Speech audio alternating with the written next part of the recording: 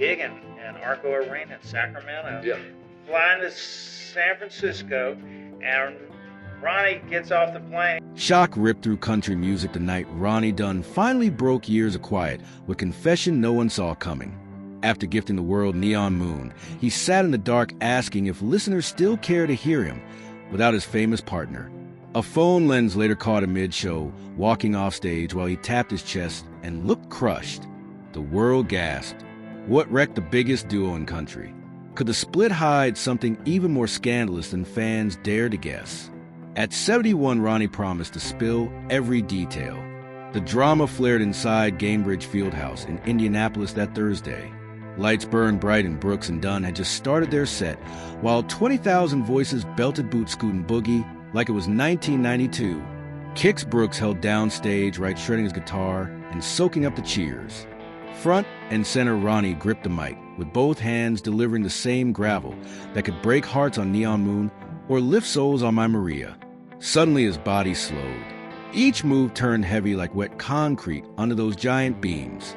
The bassist saw it first. A tiny shake of Ronnie's head said more than words. Bandmates had shared endless tours, hard night sickness, and bone-deep exhaustion, yet this felt different.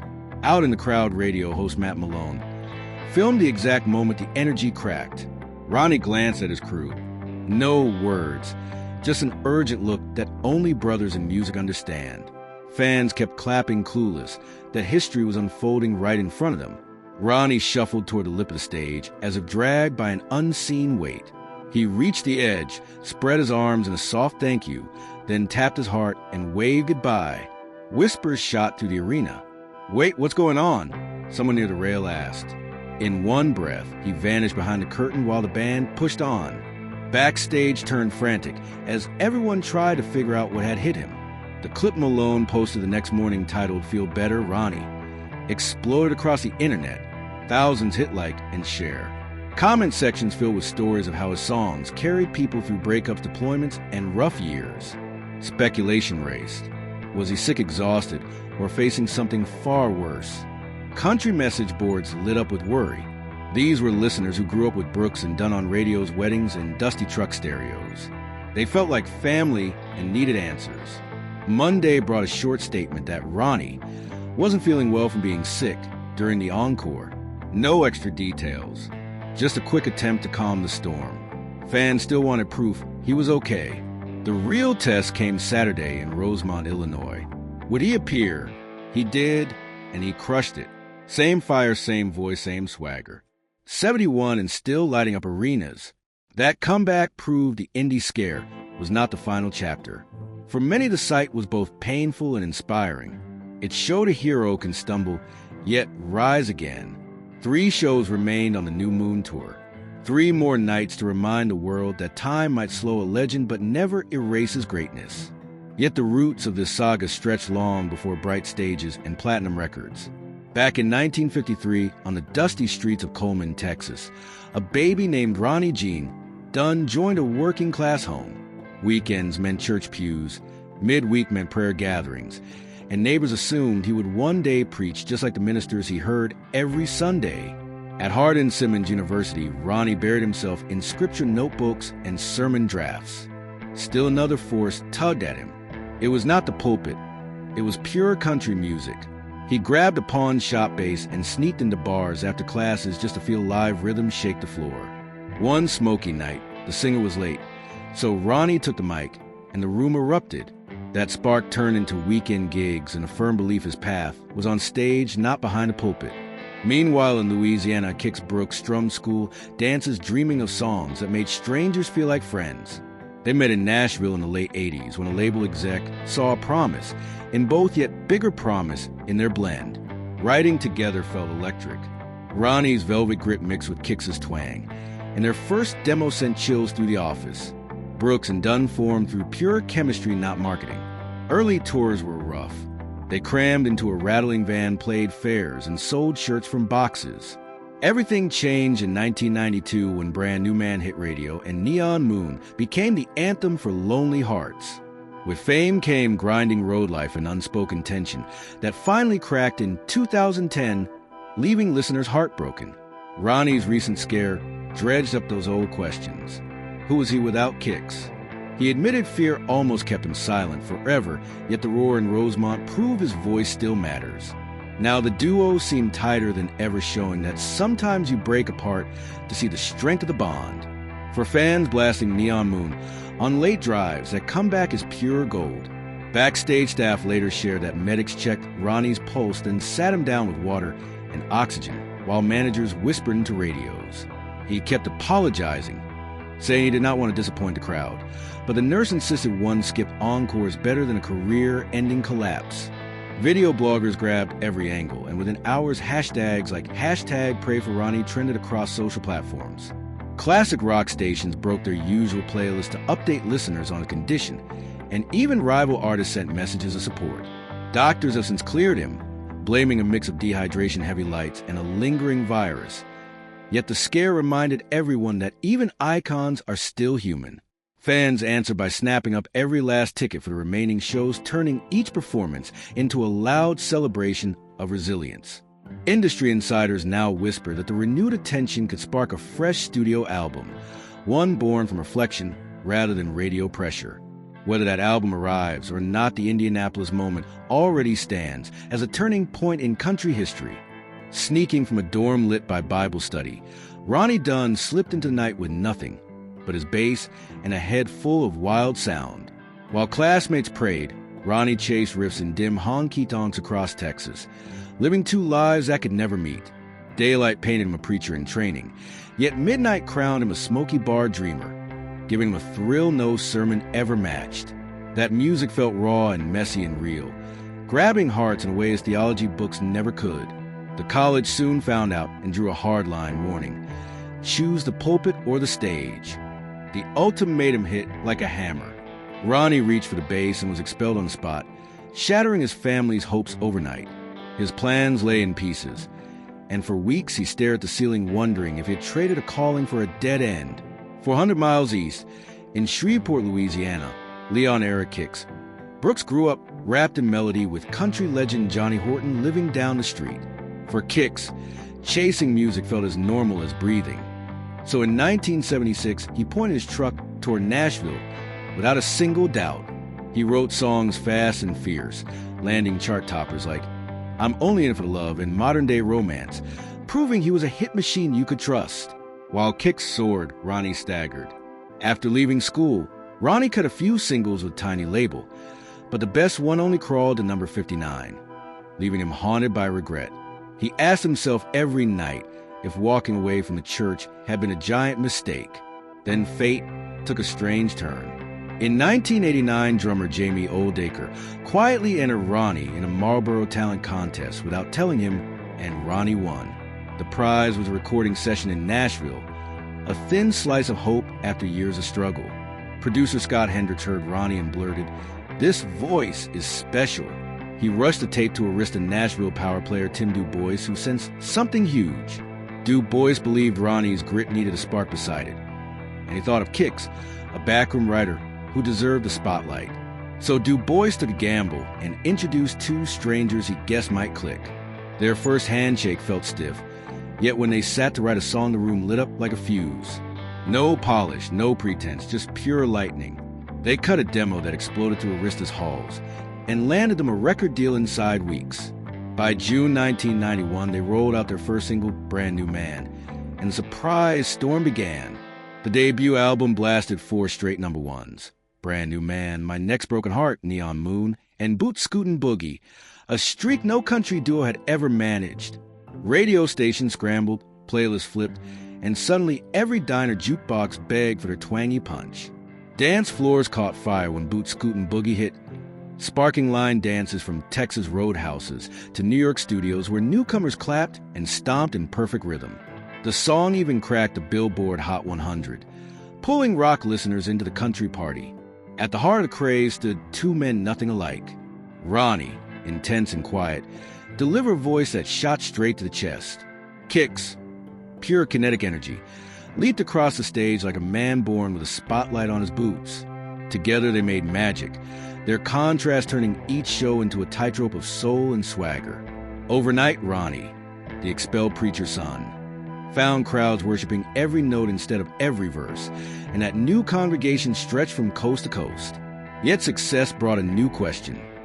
Could two strangers hold steady under the crushing weight of stardom? When Brand New Man dropped, Nashville insiders debated whether this was true brilliance or a lucky spark. But the hits kept stacking, and the doubters went quiet. Line dance classes filled up, record stores sold out, and Sunday county fairs started advertising Boot Scootin' Boogie contests to pull in bigger crowds.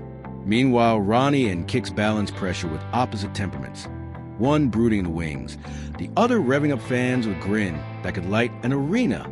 Industry veterans watched in awe as the pair rewrote country history and set sales records that felt untouchable. Critics soon called their sound neo-traditional, yet the duo refused to be boxed in, mixing barroom grit with radio-ready sparkle that left rivals scrambling for a new formula. Fans loved the honesty. Nothing about their rise felt manufactured. It was sweat and steel-string truth. Through it all, Ronnie sometimes whispered close friends that he still feared the church might have been a safer road, a hidden worry that made his performances burn even hotter. Kix would slap his back and laugh, shouting, "The crowd answers that question every night." That pep talk sent Ronnie straight to the mic with renewed fire.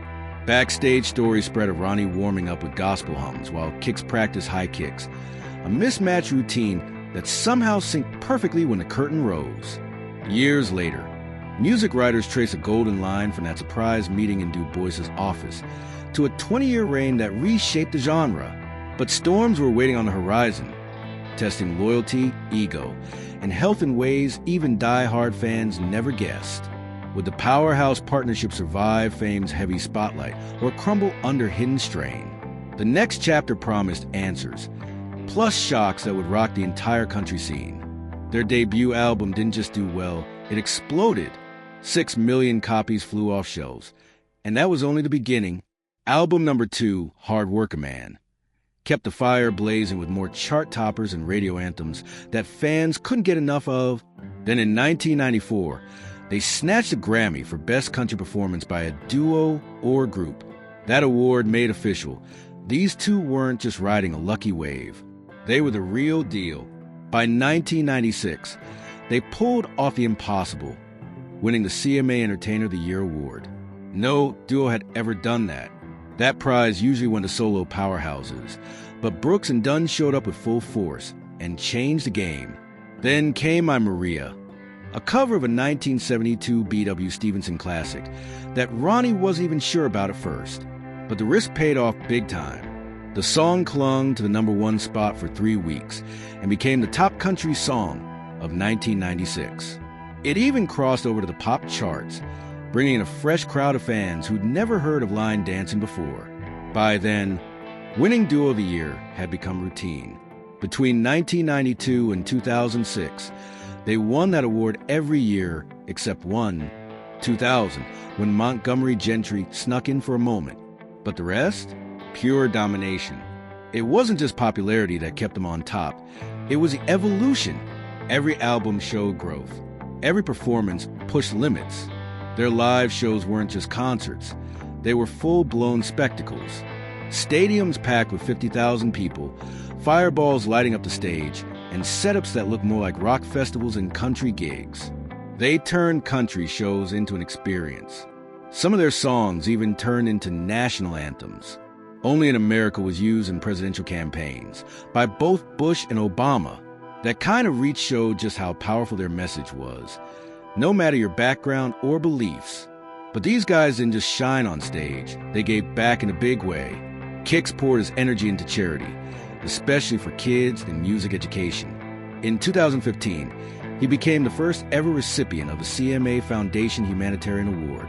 His program Keep the Music Playing funneled over $11 million into Tennessee schools by that time. Ronnie found his own way to help, too.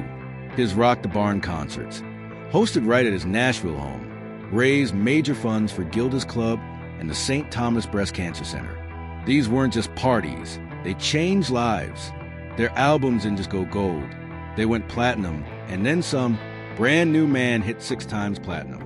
Hard Workin' Man wasn't far behind at 5. Even their greatest hits collections flew off shelves, winning over new generations of fans along the way. So when they dropped the bomb in 2009 that they were calling it quits, fans were stunned. It felt like the end of an era. By then, they'd racked up 20 number one hits, 2 Grammys, and more awards than anyone could count. No other country duo had even come close to what they achieved. And truthfully, it's hard to imagine anyone ever will, but it was never just about numbers. They created a sound and style that raised the bar and left a permanent mark on country music. Even today, artists still build their careers using the path Brooks and Dunn paved. But what happens when the music dies down and the lights finally go dark? What do legends do when they walk off the stage for good? When success became a prison? August 10, 2009. The announcement hit fans like a thunderclap. After 2 decades of chart-topping hits and sold-out shows, Brooks and Dunn were done. No fights, no drama, just something quieter, and maybe even worse, burnout.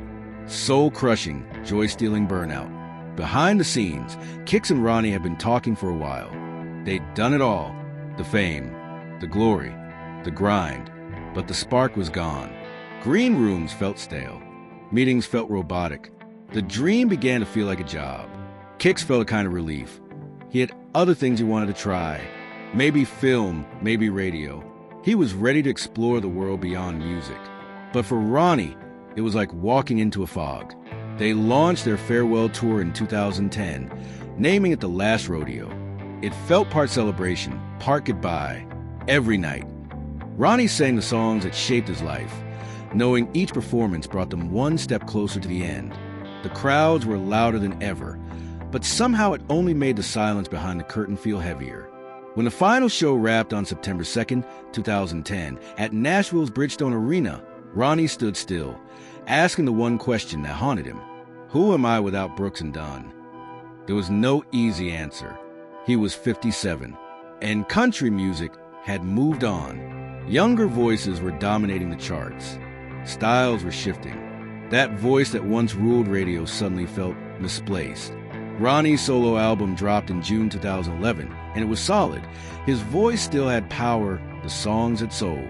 But country, radio didn't care. The same DJs who once raced to play Brooks and Dunn singles ignored his solo work completely. And that stung. Studio sessions stopped being fun.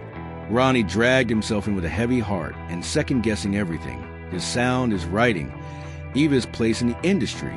The confidence that carried him for decades, it cracked. Friends and team members noticed. Ronnie, once the cool blend of fire and calm, started pulling back. He wasn't just exhausted. He was lost. He stopped showing up. The man who once lit up stadiums now spent most days tucked away on his quiet farm just outside Nashville. No cameras, no crowd, just silence. Ronnie Dunn didn't want to face a music industry that suddenly felt like it had no room for him anymore. And that isolation, it started to eat away at him. For years, Brooks and Dunn had given him a purpose, a name, a mission, a legacy. Without it, he felt invisible, like the world had moved on and forgotten him. He'd lie awake at night, staring at the ceiling, thinking, is this it? Is the ride over? Even simple interviews started to feel like a chore. He smiled through them, sure, but he could sense it, the way radio people looked at him. Polite, yes. Respectful, of course. But deep down, unsure. Like they didn't know where he belonged anymore. In 2014, he took another shot and released a second solo album under Arista Nashville. Critics liked it. The lyrics were raw. The sound was heartfelt, but it didn't take off. The charts didn't bite. Ronnie started thinking maybe his voice didn't fit in with the new wave of country music. Maybe his time had passed. The quiet started to hurt. What was once his peaceful escape on the farm began to feel like a prison. He'd walk the fields, replaying every decision, every fear. The man who once made thousands cheer now wondered if anyone wanted to hear his voice ever again. People in the business, those who had known him from the start, were concerned. The fall from headliner to forgotten act had come fast. Too fast. Would he ever get his spark back? The one that once made him own every stage in Texas honky-tonks? The doubt became a storm. Did I mess up leaving Brooks and Dunn? Was I wrong to try going solo? Does my voice even matter anymore? That inner spiral kept dragging him down. By 2014, Ronnie was at rock bottom. Professionally, he was stuck. The man who once ruled the airwaves now sat in silence, unsure that chapter was over for good. But sometimes, the best transformations come when there's nothing left to lose. What if losing everything was exactly what Ronnie needed to find himself again? The moment that turned all around didn't happen in a big studio. It didn't happen under flashing lights. It happened on a quiet Tennessee farm. No record label deadlines. No pressure. No expectations. Just Ronnie, alone, with a guitar. And for the first time in a long time, he just wrote. No goal. No audience. No hit in mind. Just honesty. And something clicked. What came out of him wasn't polished or packaged. It was real, unfiltered, the kind of songwriting that heals instead of sells.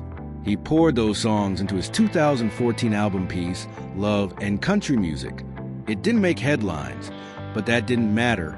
For Ronnie, it was a personal rebirth. Gone were the stadium anthems. This was smaller, deeper, more free. Then he made a bold move. He started his own label. Just like that. No middlemen. No gatekeepers. No one to tell him what to do. That freedom gave him room not just to create, but to help others.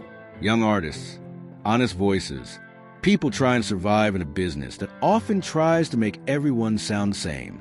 While Ronnie found his groove again, Kix Brooks was exploring his own path. He jumped into radio, hosting American Country Countdown, and it fit him like a glove. He stayed close to the music, sharing stories behind the hits, connecting old school fans with the next generation. It wasn't a stage, but it was still his spotlight. And Kix, he can talk for hours. His love for country just poured out on air every week.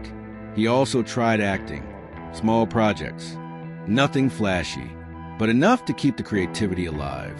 Then in 2014, over one of their usual dinners, they still stayed close. A casual idea came up. Hey, what if we just played again? Nothing serious. No tour buses. No pressure. Just music. And Reba McEntire, yes, Reba, invited them to join her for a Vegas residency at Caesar's Palace. The Coliseum wasn't just another venue. It was a dream. Incredible sound. Intimate vibe. No travel. Just sing, then go home. It was perfect. For Ronnie, who was still unsure if he belonged, this was huge. Would the crowd even care anymore? That first show in 2015 gave him his answer. Yes. They came. They cheered. The chemistry was still alive, maybe even stronger than before. And the best part? No pressure. No album to promote. Just music for the love of it. They played around with arrangements. Changed up the set list. Just had fun again. Ronnie said singing at the Coliseum was different. He could finally hear his voice. Not through blaring speakers. Not lost in echo. Just real. That changed everything.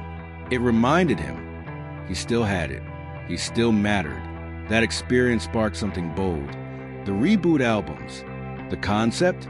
Let modern country stars put their own twist on Brooks and Dunn's classics. No rules. Just creativity. The first reboot dropped in 2019 and it hit hard. Luke Combs took Brand New Man and knocked out of the park. Kane Brown reimagined Believe and somehow made it even more powerful. By 2024, Reboot 2 took things to a whole new level. Jelly Roll brought in a 70-piece orchestra and a 30-person choir to turn Believe into a gospel epic that shook the walls. Megan Maroney gave Ain't Nothing About You a smoky, slow, late-night vibe. Ronnie and Kix were stunned. They toured with her for 2 years and never heard that side of her. But the moment that said it all? Morgan Wallen's version of Neon Moon. He didn't change much. And that was the point. Some songs don't need to be reinvented. They just need to be heard again. The Reboot series wasn't just a fun project. It worked. Big time. It pulled in a whole new generation while keeping longtime fans hooked. Proof that good music doesn't age. It evolves. Then came 2024. Out of nowhere, Brooks and Dunn won CMA's Vocal Duo of the Year. The world was shocked, but it made sense. They'd come full circle. After everything, the split, the struggles, the solo paths, they made their way back, not just to each other, but to the heart of why they started in the first place. For Ronnie, those long nights of doubt and fear suddenly had meaning. He hadn't lost himself. He'd just been buried under years of pressure and noise. Once he cleared all that away, what was left was something honest. Just a man, a guitar, and a voice that still needed to be heard. That's where the music lives.